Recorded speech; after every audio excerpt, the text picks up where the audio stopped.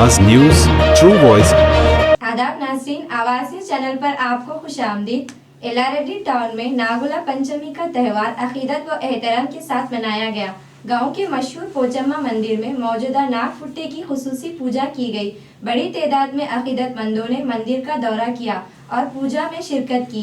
खवातीन ने दूध और खीर से नजराना पेश किया, मुरादें पूरी की। रिवायती लिबास में अकीदतमंदों ने मंदिर का माहौल रूहानियत से भर गया। इस मजहबी तकरीब ने देही इलाहों की अकीदत को शानदार अंदाज में पेश किया।